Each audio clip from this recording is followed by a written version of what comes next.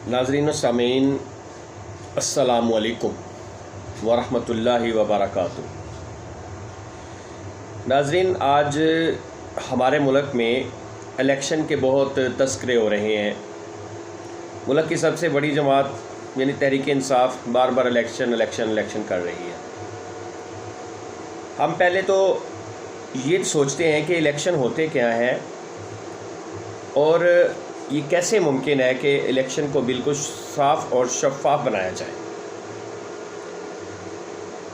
हमारे मुल्क में वाकई इलेक्शन कमीशन तो बिल्कुल आज़ाद नहीं है, उस पर सियासी असर व रसूख है और उसको जो हुक्म दिया जाता है उसके मुताबिक नताइज मुरतब होते हैं। तो इलेक्शन कैसे मुमकिन हो? जब भी कोई भी इलेक्शन होता है तो सबसे पहले उस पर इल्ज़ाम धांधली का लगता है कि ये जी कंप्यूटराइज्ड इलेक्शन था, ये बहुत ही मखसूस किस्म के लोगों को जिताने के लिए था, या इसमें इस्टेब्लिशमेंट का हाथ था, इस्टेब्लिशमेंट अपनी मर्ज़ी की हुकूमत लाना चाहती थी। ये सब बातें हैं। लेकिन आज हम बात करने लगे हैं दुनिया की सबसे बड़ी जमहूरियत इंडिया की, कि इंडिया का इलेक्टोरल सिस्टम क्या है। हम और इंडिया इकट्ठे ही अंग्रेज़ों से आज़ाद हुए थे, लेकिन उन्होंने अपने बहुत सारे जो निज़ाम हैं उनको बहुत ही अच्छे तरीके से मैनेज कर लिया है। लेकिन हमसे तो अभी तक इलेक्शन कमीशन ही नहीं बन सका। आज हम आपसे जब्बार चौधरी साहब हैं, मुल्क के नामवर सहाफ़ी, उनके कुछ तजर्बात शेयर करने लगे हैं। बशुक्रिया उनका। वो फरमाते हैं कि सन 2015 की बात है, जब मैं टीवी चैनल एक्सप्रेस न्यूज़ के कंटेंट और एडिटोरियल का हेड था। सैयद फ़हद हुसैन जो अब वज़ीर आज़म के मुआवन ख़ुसूसी हैं, वो मेरे डायरेक्टर न्यूज़ थे। सैयद फ़हद हुसैन ने मुझे कहा कि अमरीकी अदारे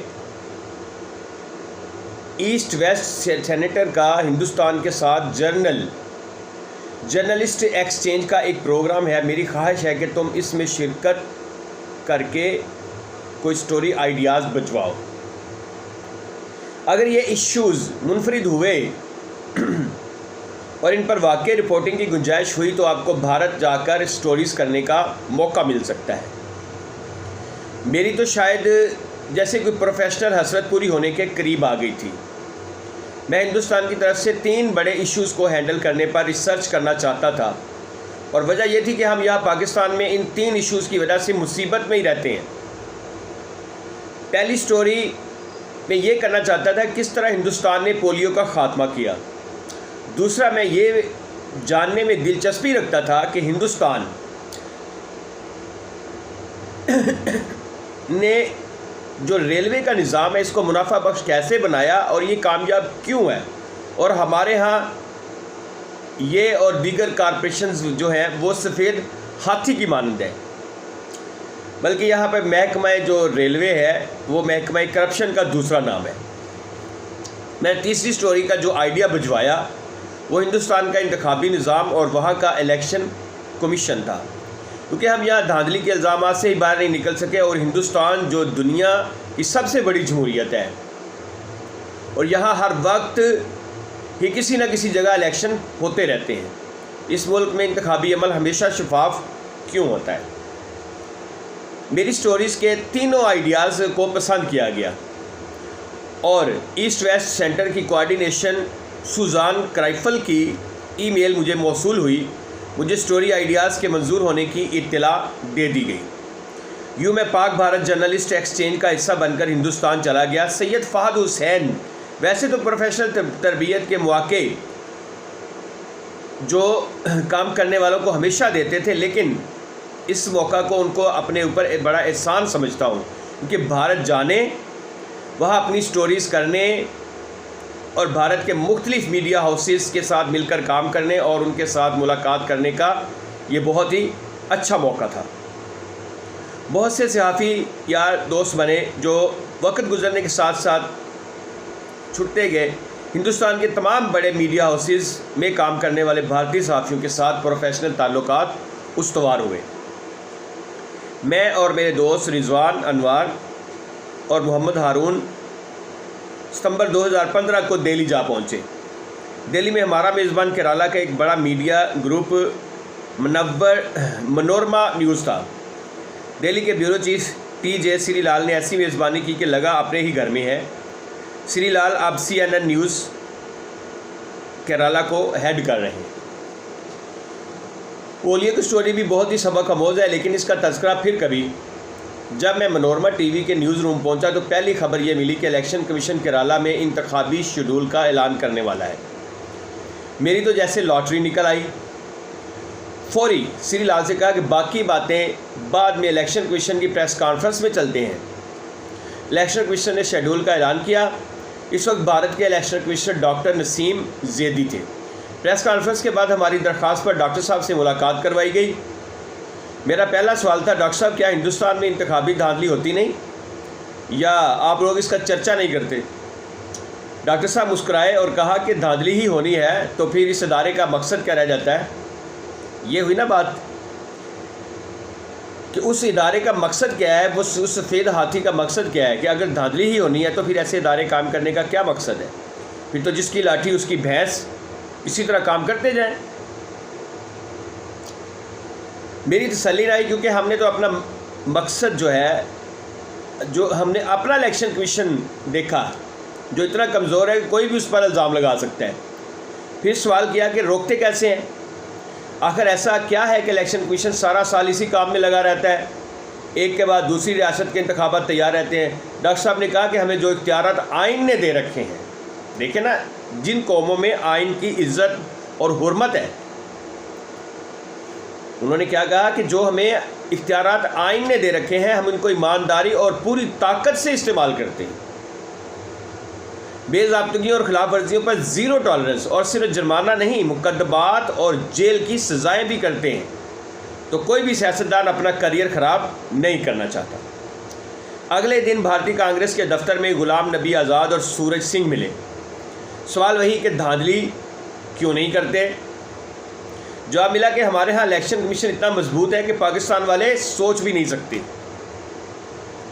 हमारे यहाँ इंतखाबात के लिए पाकिस्तान की तरह निगरान हुकूमत नहीं बनानी पड़ती। इलेक्शन का शेड्यूल आते ही वज़ीर आला या वज़ीर आज़म बेपर का परिंदा बन जाता है। इसके सारे इख्तियारात इलेक्शन कमीशन के पास चले जाते हैं और ब्यूरोक्रेसी की जुर्रत नहीं होती कि किसी काम में टांग अड़ा सके। इसके बाद बीजेपी के हेडक्वार्टर गए। वहाँ तालीम की वज़ीर स्मृति ईरानी, उनके साथ भी कभी बहुत ही वाली अदाकारा प्रेस कॉन्फ्रेंस कर रही थी। इसके बाद इनसे मिले। सवाल वही कि इलेक्शन इतना शफाफ कैसे? स्मृति मुस्कुराई और कहा, चौधरी साहब क्या आपके नेताओं में शिकस्त तस्लीम करने की क्षमता यानी हिम्मत है? इससे पहले कि मैं कुछ झूठ बोलता, उन्होंने खुद ही कहा कि शिकस्त को तस्लीम करना और जीत पर मुखालिफ को मुबारकबाद देना हमारे इंतखाबी निज़ाम का तुर्राए इम्तियाज़ है। हमारे अंदर शिकस्त झेलने का भी जज्बा है और हौसला भी है और इंतज़ार करके दोबारा तैयारी करने की हिम्मत भी है। हम धांधली का वावेला करके अपनी जनता यानी अवाम की तौहीन नहीं करते। हमारा इलेक्शन कमीशन मजबूत भी है और अपने इख्तियारात को समझता भी है। हिंदुस्तान का इंतखाबी निज़ाम इसलिए शफाफ है कि वहाँ इलेक्शन कमीशन की रेट मजबूत है और तमाम सियासी पार्टियाँ इस रेट को चैलेंज करने की जुर्रत नहीं करती। हिंदुस्तान में चीफ इलेक्शन कमिश्नर 6 साल के लिए लगाया जाता है और आज तक कम ही ऐसा हुआ है कि किसी पार्टी ने उस पर ऐसे इल्ज़ामात लगाए हों जैसे हमारे यहाँ हर रोज़ होता है। हमारे यहाँ भी इल्ज़ामात में सच्चाई कम और झूठ ज़्यादा होता है ताकि इलेक्शन कमीशन पर दबाव डाला जा सके। यहाँ शिकस्त तस्लीम करने का रिवाज ही नहीं है। हमारे यहाँ जीतने वाले को मुबारकबाद देने की बजाय आधी रात को धांधली के इल्ज़ामात लगाने के लिए प्रेस कॉन्फ्रेंस करनी पड़ती है। यहाँ अगर इलेक्शन कमीशन कमज़ोर है तो हर कोई इलेक्शन लड़ने वाला सिर्फ जीतने की खबर ही सुनना चाहता है। हमारे यहाँ कौमी और सूबाई असम्बलियों के इंतखाबात एक ही वक्त में होते हैं, लेकिन भारत में ये इंतखाबात अलग अलग होते हैं। भारत में हर वक्त ही किसी न किसी रियासत में इलेक्शन रहते हैं।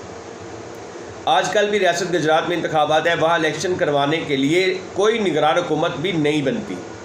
इलेक्शन कमीशन ही सारे इख्तियारात इस्तेमाल करता है। वज़ीर आला या वज़ीर आज़म ओहदे पर मौजूद होते हैं, इलेक्शन भी लड़ते हैं, लेकिन इनकी हैसियत सिर्फ एक आम सियासी लीडर की हो जाती है। हमारे यहाँ इलेक्शन कमीशन डरता है और भारत में इलेक्शन कमीशन का सबको डर होता है। हमारे यहाँ अब इमरान खान के 2 असम्बलियाँ तहलील करने के ऐलान से ये सवाल पैदा हो रहा है कि क्या हमारे यहाँ भी सूबों और वफाकी इंतखाबात अलग अलग तारीख़ों में होने मुमकिन है? क्या ये इम्कान हकीकत में बदलेगा? ये अभी वाज़ह नहीं, लेकिन मेरी ख्वाहिश है कि इस बार इलेक्शन कमीशन एक ताकतवर और मजबूत अदारा बनकर उभरे और शफाफ इलेक्शन करवाए, ताकि हम भी हिंदुस्तान की तरह धांधली जैसे दागों से जान छुड़ा सकें। यहाँ पर मैं अपनी एक थोड़ी सी बात ऐड करना चाहता हूँ कि हमारे यहाँ सिर्फ इलेक्शन कमीशन धांधली का मकसद नहीं है, सिर्फ इलेक्शन कमीशन नहीं है, बल्कि हमारे यहाँ और भी बहुत सारे अवामिर हैं। मिसाल के तौर पर जो बड़े लोग हैं, सरमायादार हैं, जो ताकतवर लोग हैं, गुंडागर्दी है, धौंस है, ये सारा भी चलता है और अमले को भी ख़रीदा जाता है। ये सब भी इसमें अवामर है।